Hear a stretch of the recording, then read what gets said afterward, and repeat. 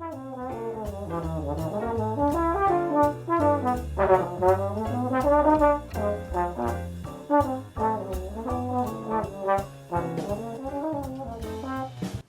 welcome to the fundamentals class at trombonestudio.net. Since this is going to be the first video for many of you, I'm going to start at the very beginning of trombone fundamentals, just like I might if I'm teaching a 6th grader or a 5th grader how to play the trombone for the first time, so that everyone understands the concepts that I'm thinking while I'm playing and while I'm teaching about the most basic ideas behind good trombone playing. So first, I think it's important to just start with posture.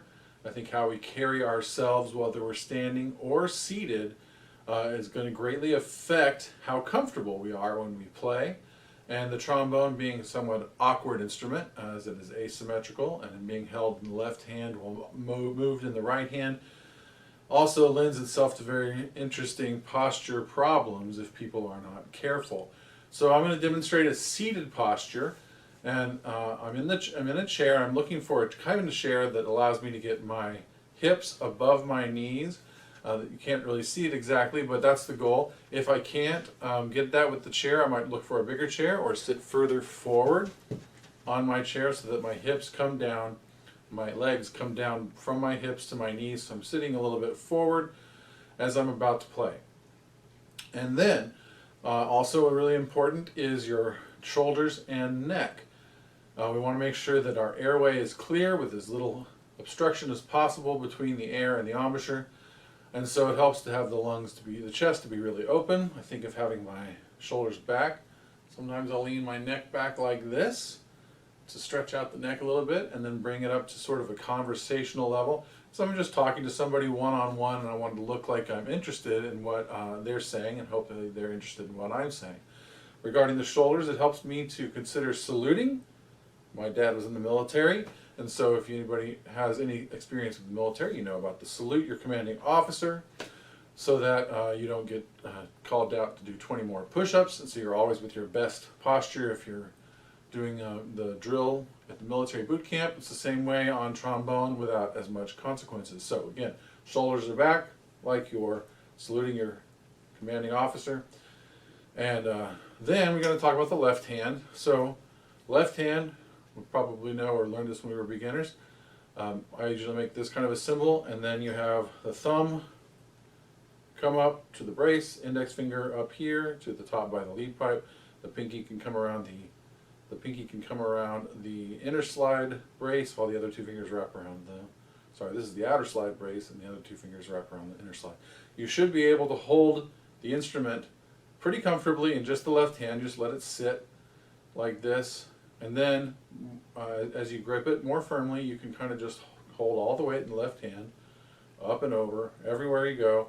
The left hand should be able to do everything you need as far as holding the instrument. Okay, and if you've got that in good shape, you don't want to bend your wrist, then you can practice bringing the trombone to you. But first we also need the right hand. So with the right hand, now I'm going to, with the slide locked, I'm going to put my pinky back with my other fingers. The right hand is down to the side, and I just bring it up like this, down to the side, bring it up, palm is down, bring it over to the slide. Palm is down, bring it over to the slide, slide in the forefinger, grip the slide. The thumb and the forefinger grip the slide, and it's just over, and that's really easy. Okay, so looking at this, hopefully you can see that my arms are out a little bit, and then my right hand just comes in and grips. Now you can't see my full body, but I think you can kind of extrapolate from what I'm doing here. I don't need to move my body like this to go get the horn. I don't need to move my head, whatever it is. I need to stay open, and I can just bring the trombone to me. I didn't move my head. I didn't move my neck and shoulders. I just rotated my arms, holding the trombone, and I brought it, the horn, down from a comfortable position. Maybe it's on your knee. Maybe it's on the trombone stand, where I like to keep it when I'm not playing.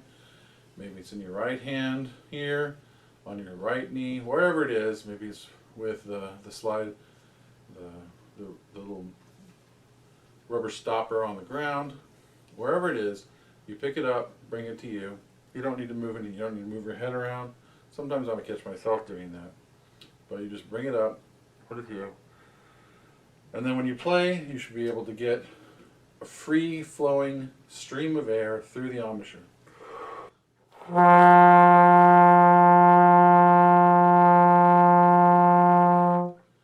And then if I check in on that throughout my practicing, I will find often that I lean forward as I'm practicing, depending on where I'm looking. If the music is below my line of sight, I'll move forward a little bit. I have to catch myself. I write the word posture on my music from time to time to remember. I do the salute. Just always refreshing myself, make sure that I'm playing with the correct seated position or standing position, which really doesn't change anything except that you're standing up. Everything else is the same. You bring the horn up to you, and you play comfortably from the edge of your seat with your knees below your hips.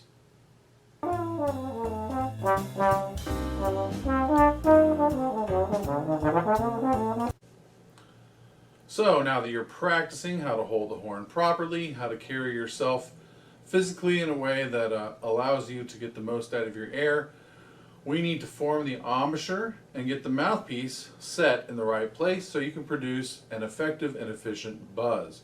So, first thing when forming the embouchure, I think of having my corners, the corners of my mouth downward and inward towards the teeth, the bottom teeth. And I think of the syllable M, which is like an E-H-M. Firm corners, With that, the lips are pretty flat, corners are firm, the lips here, where the mouthpiece will go, will be relaxed and able to vibrate. Then, after saying M, flat chin is also important. I'll take the mouthpiece, kind of set it on the cleft of the chin here, and roll it up. So, you got M, left of the chin, roll it up. This puts it about 60% on the upper lip, 40% on the lower lip.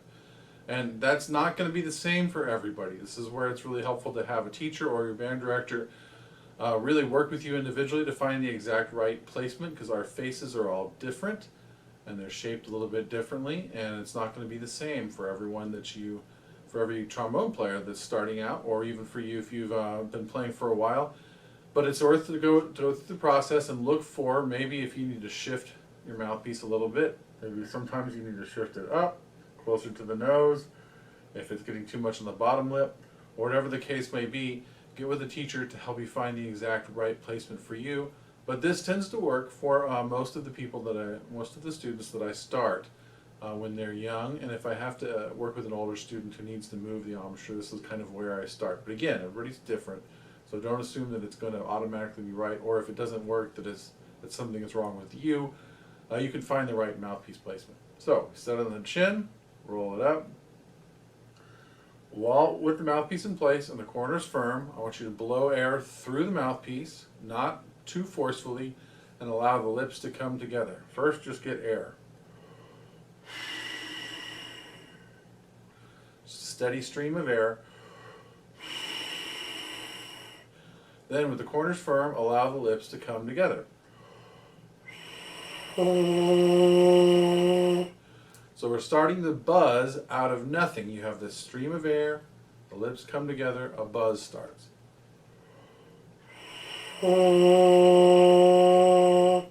It's actually a really good way to start notes on the instruments too. They're called air starts.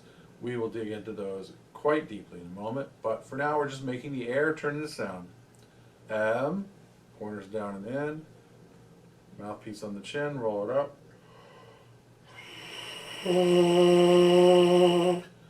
Alright, so what makes a good buzz? The first thing I think of is a steady airstream, firm corners, lips that are allowed to vibrate, and then I would describe a firm buzz as being full and robust and vibrant.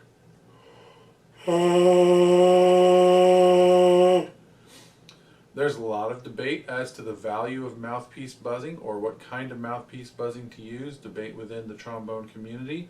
And the way that I look at it is, if it's helpful for you, you should keep doing it, and you should try it to see if it will help. And if it doesn't help, maybe you shouldn't do it. I like mouthpiece buzzing a lot as a tool to help focus the embouchure and help me find the center of the pitch and also to develop the tone quality.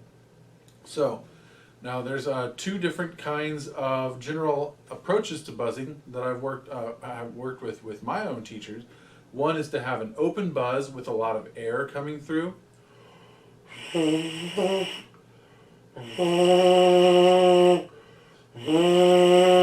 can kind of hear the shh of air coming through the mouthpiece. That's called an open buzz, where there's maybe more vibration all along the lips.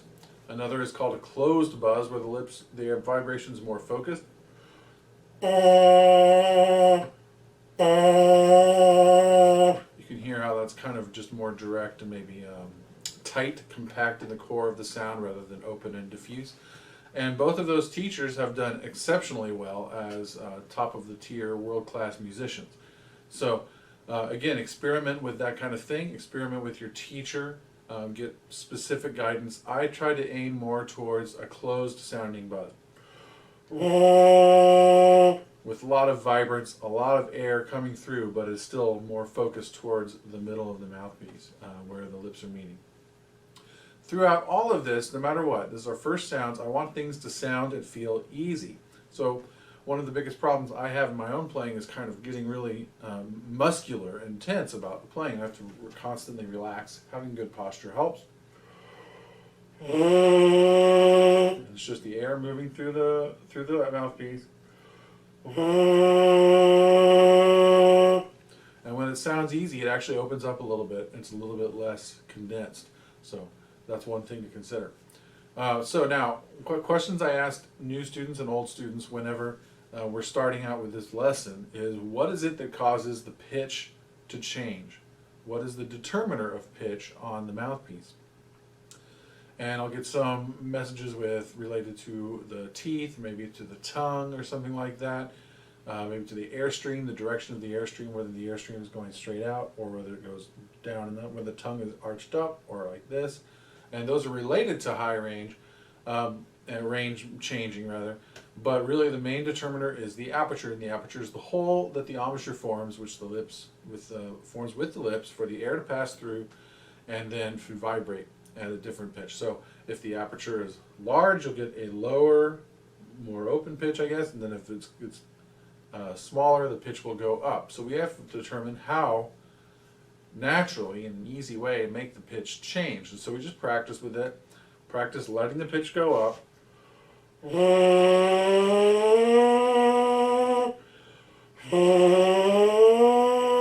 And over time, my students will eventually start to realize that there's only really one muscle directly affecting the pitch, and that is the bottom lip. The top lip doesn't have as much flexibility as the bottom lip. You can even tell when I'm talking. If you move around the bottom lip, you got this. It moves around a lot. You get a lot of flexibility. The top lip sort of set in place, which isn't to say it has no effect, because the lips work together to form the size of the aperture, but the bottom lip has the most impact. So as I'm buzzing upwards, what happens to the bottom lip?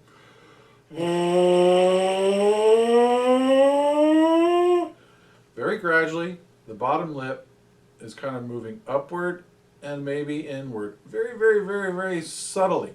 Just enough to make the aperture change size in a gradual way. And this is something worth practicing.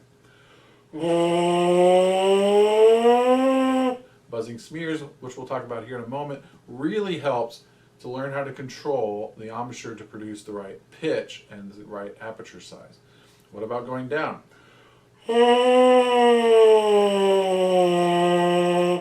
So as the pitch goes down, in order to make the pitch goes down, we'll go down, the bottom lip kind of comes outward and downward.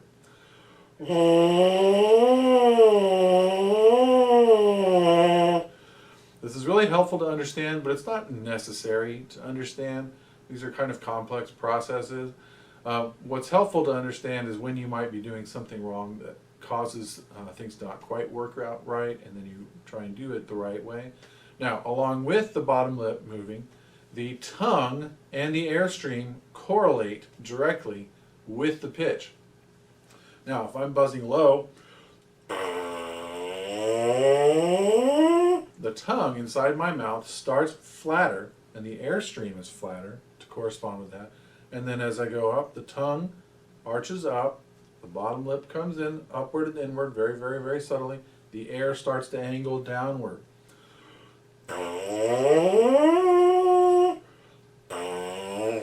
Excuse me. And then, so as the tongue comes up, the air goes over the tongue through the aperture, which is angled more down because of the bottom lip coming up and in. So those things work together. Again, it's not so important that you understand how it all works together, that you aim for just an easy, full, fluid sound. And then if there's an adjustment, maybe if you're keeping your tongue down for some reason accidentally as you try and go high, you can sort of relax and let go of that, let the tongue come up. This is a very natural thing with the tongue. It goes up and down naturally with the range of the instrument. And you don't actually have to force it up or force it down necessarily unless it's still in the way or it's not quite in the right place, which happens with low range a lot. Actually, you have to try and open the back of the mouth and keep the tongue down, or low range quite frequently. So anyway, we'll do some more buzzing in a minute. I think it's incredibly valuable. Once you've figured out kind of how and why, you're a little bit free to make that judgment on your own. But definitely practice it. It's a very useful tool in improving.